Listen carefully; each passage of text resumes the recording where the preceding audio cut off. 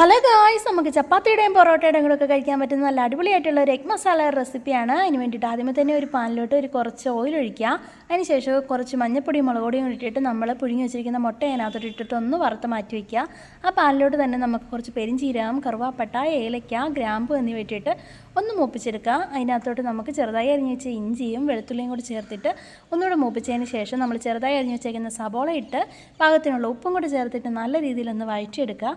കുറച്ച് തക്കാളിയും കൂടി ഇട്ടിട്ട് നല്ല രീതിയിലൊന്ന് വീണ്ടും വഴറ്റിയെടുത്തതിന് ശേഷം അതിനകത്തൊരു കുറച്ച് മഞ്ഞപ്പൊടി, മല്ലിപ്പൊടി, മുളക് പൊടി എന്നിവ ചേർത്തിട്ട് നല്ല രീതിയിൽ അതിൻ്റെ കുത്തലൊക്കെ ഒന്ന് മാറ്റിയെടുക്കുക. അതിന് ശേഷം കുറച്ച് പാകത്തിനുള്ള വെള്ളം കൂടി ചേർത്തിട്ടൊന്ന് തിളപ്പിച്ച് വരുമ്പോഴത്തേന് അതിനകത്ത് നമുക്ക് കുറച്ച് ഗരം മസാലയും കൂടി ഇട്ടിട്ട് നമുക്കതൊന്ന് അരച്ചെടുക്കാം.